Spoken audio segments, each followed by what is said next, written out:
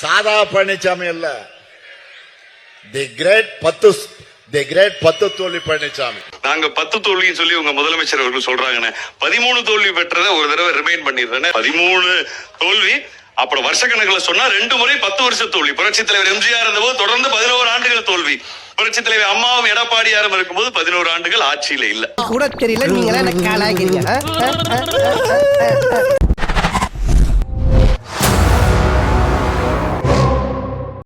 ஒன்றிய அரசு மாநிலங்களை ஒப்பிட்டு எந்த துறையில விருதுகள் கொடுத்தாலும் அதை தமிழ்நாடு தான் வாங்குது.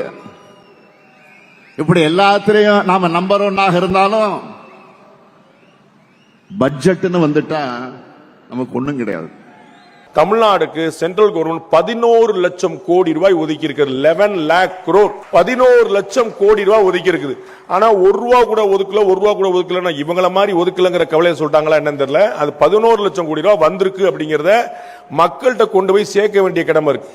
இதுக்கு ஒரு 4 பேர்த்த மூத்திரத்தை வாங்கி மடக்கு குடிக்க வேண்டியதானே? ஏன்டா இந்த வேலை பாக்குறீங்க? தமிழ்நாட்டில இருந்து நாங்க தொடர்ந்து என்ன கேட்கிறோம்? எங்களுக்கு நியாயமா சேர வேண்டிய கல்வி நிதியை கொடுங்க. உங்ககிட்ட இருக்க காசு பணத்தை மொத்தமா அள்ளி கொடுத்தீங்கன்னா எடுத்துக்கிட்டு ஓடுறதுக்கு. இதெல்லாம் தான் நாங்க கொடுக்கிற கொடுங்கன்னு கேட்கிறோம்.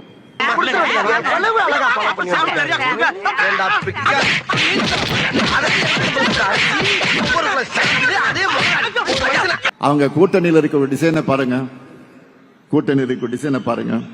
போன எலெக்ஷன்ல பாத்தீங்கன்னா எல்லாரும் பிரிஞ்சு நின்னாங்க. இப்போ அதுல பாதி பேர் பாஜக கூடவே திரும்ப வந்து சேர்ந்துகிட்டு இணைஞ்சிட்டாங்க. இப்போ எல்லாரும் சேர்ந்து என்ன பண்ண போறாங்க? மொய்யெழுத போறாங்க.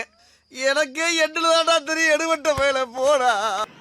இதுவரை அடைஞ்ச வெற்றிகளை விட மிகப்பெரிய வெற்றியை திமுக தலைமையிலான மதச்சார்பற்ற முற்போக்கு கூட்டம் நடைய போகுது. ஏண்டா கனவா இருந்தாலும் ஒரு நியாயம் வேணாமாடா? வளர்ந்த தமிழ்நாட்டை மேலும் சிறந்த தமிழ்நாடாக உயர்த்துவோம். முன்னேறிய தமிழ்நாட்டை இன்னும் முற்போக்கான தமிழ்நாடாக உயர்த்துவோம்.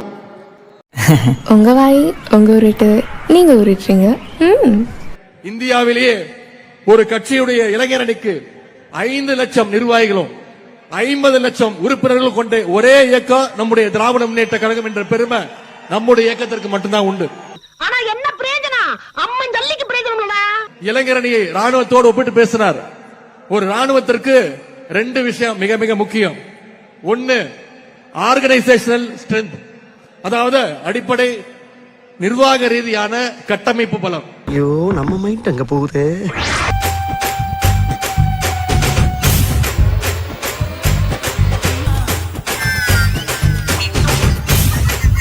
இந்த பக்கம் பார்த்தா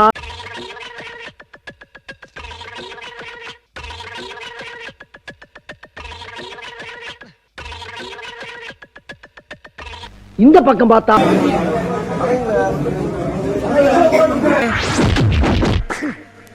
இரண்டாவது ஒபீடியன்ஸ். தங்களுடைய தலைவர் என்ன சொல்றாரோ அதை கட்டளையோடு கட்டுப்பாட்டோடு களத்துல இறங்கி செஞ்சு காட்டுவது. அண்ணனுக்கு ஒண்ணுனா எவனா இருந்தாலும் மறப்போம். எங்க அண்ணனுக்கு ஒண்ணா எங்க அண்ணன் அடிப்பண்டா.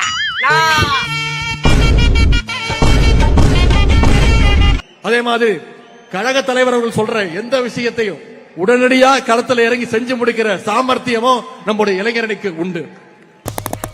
Good joke.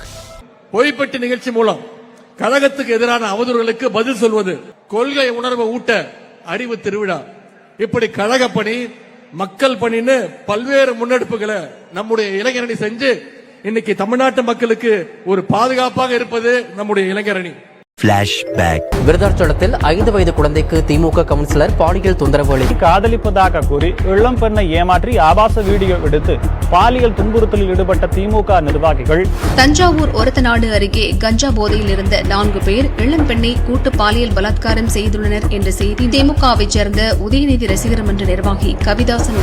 அடங்கொக்காலவலி, இது உனக்கு ஒரு பெருமையாடா அப்படின்னு. ஆனா எந்த அமைப்பு பலமும் இல்லாம, எந்தவித கட்டுப்பாடும் இல்லாம, கொள்கைனா என்ன, லட்சியம்னா என்னன்னு எதுவுமே தெரியாம வெற்று கூச்சல் போடுகின்ற ஒரு கூட்டம் இன்னைக்கு தமிழ்நாட்டில் சுத்திக்கிட்டு இருக்கு. அவங்களால தமிழ்நாட்டுக்கு எந்த வித பயனும் கிடையாது. புடுங்கிருப்பாரு அப்படியே ஒரே புடுங்க புடுங்கி இங்க நட்டுருப்பாரு. வாய் என்ன வாயை வச்சுக்கிட்டு இது பேசுது. இன்னும் சொல்ல போனா அவங்களால அவங்களுக்கே எந்த பயனும் கிடையாது. என்ன பண்ண எந்த வருஷத்துக்கு காமெடி இதெல்லாம்? ஜாலியா பேசிக்கிட்டே வந்தீங்க. எந்த வருஷத்துக்கு காமெடி? எந்த வருஷத்துக்கு? போடா, வெளிய போடா. இன்னொரு வரலாற்று சிறப்பு மிக நிகழ்ச்சியை இங்கே நான் உங்களோடு பகிர்ந்து கொள்ள விரும்புகின்றேன். நம்முடைய கழக தலைவர் அவர்கள் 1976 ஆண்டு இதே பிப்ரவரி மாசம் மிசா சட்டத்தில் கைது செய்யப்பட்டார். இன்னும் சொன்ன மாதிரி இப்ப சரியா 50 ஆண்டுகள் ஆகின்றது தலைவர் அவர்கள் மிசா சட்டத்தில் கைது செய்யப்பட்டு. பரம்பரை இதே புரிய வைக்கிறீங்களே, இன்னுமடா நமக்கு போகாம இருக்குது. அதனாலதான் இன்னைக்கு திமுகவுக்கும் நம்முடைய முதலமைச்சர் கழக தலைவருக்கும் மக்கள் செல்வாக்கு ஒவ்வொரு நாளும் இன்க்ரீஸ் ஆகிக்கிட்டே போயிட்டே இருக்கு. உருப்படாது. ஆனா அவங்க தான் நிறைய நல்லா செஞ்சிருக்காங்க. அவன் என்னத்த வெங்காயம் செஞ்சுக்கிறான் பாப்பா, என்ன செஞ்சுக்கிறான்? இவன் வந்ததுல இருந்தே நாங்க குட்டிச்சாராத்தான் போயிருக்கோம். அதே மாதிரி திருவிழா நேரத்துல புது புது கடைகள்லாம் போடுவாங்க. மக்களை கூப்பிட்டு பொய் விளம்பரம் சொல்லி பொய் வியாபாரம்லாம் பண்ணுவாங்க. பலூன் எல்லாம் ஊதி குழந்தைங்களுக்கு எல்லாம் ஷோ காட்டுவாங்க. அது மாதிரி தான் இன்னைக்கு தேர்தல் வந்தோடனே தேர்தல் திருவிழானால தமிழ்நாட்டில் புதுசா கடை விரிக்க ஆரம்பிச்சிருக்கிறாங்க. இவருக்கு இதான் வேலை. அது மட்டும் இல்ல, திருவிழா கூட்டத்தில் பிள்ளை பிடிக்கிற கோஷ்டி, பிக் பாக்கெட் அடிக்கிற கோஷ்டியும் உள்ள வருவாங்க. மிட்டாய் வாங்கி தரேன், ஐஸ்கிரீம் வாங்கி தரேன், சாக்லேட் வாங்கி தரேன்னு குழந்தைங்களை கடத்த பார்ப்பாங்க. இப்போ அதே மாதிரி ஆரம்பிச்சிருக்கிறாங்க. தம்பி ஓட்டு நம்மளுக்கு போட்டுடு, அப்பாவும் தாத்தாவும் போட்டுருவாங்க, நீயும் ஓட்டு போட்டுரு. நான் போட்டுறேன். அட வெக்கம் கட்டுவீங்களா? இதுக்கு எதுக்குடா வெள்ளையங்கிலி மாலைன்னு? திராவிட முன்னேற்ற கழகத்துடைய தொண்டை எந்த உருட்டல் மிரட்டலுக்கும் பயப்பட மாட்டான். ஏன்னா எங்களை வழிநடத்துறது முத்துவேல் கருணாநிதி ஸ்டாலின் என்ற மகத்தான ஒரு தலைவர். கதை நீ ஓகேன்னு சொல்லி பூந்து அடிக்கிறான். ஓகே கதை நீ பாருன்னு சொல்லி பூந்து அடிக்கிறான். அந்த செருப்பராவின மூலம் அச்சு தோர்த்த கண்டு அசைச்சா போதும், இங்க இருக்கக்கூடிய இளைஞர் பட நீங்க சொல்றத செஞ்சு காட்டும். வாங்கடா. ஒரு நிமிஷம் வீட்டு வரலாம் போயிட்டு வந்துட்டான். ஏன் தெரியுங்களா? காலில் சுகர் மாத்திரை போடல, கை கால்லாம் நடங்குது, போட்டு வந்துட்டான். சுகர் வந்தவன், பைல்ஸ் வந்தவன், பக்கவாதம் வந்தவன்லாம் எனக்கு அடியாளு. இவங்களை வச்சு நான் சண்டை செய்யணும். தலைவர் அவர்கள் நமக்கு ஒரு டார்கெட் கொடுத்திருக்கிறாங்க. 200 தொகுதியில, குறைஞ்சது 200 தொகுதியில திராவிட முன்னேற்ற கழகம் ஜெயிச்சு காட்டணும். 200 பத்தாது, 200க்கும் அதிகமான தொகுதிகள்ல நம்முடைய அணி வெற்றி பெற்றாக வேண்டும்.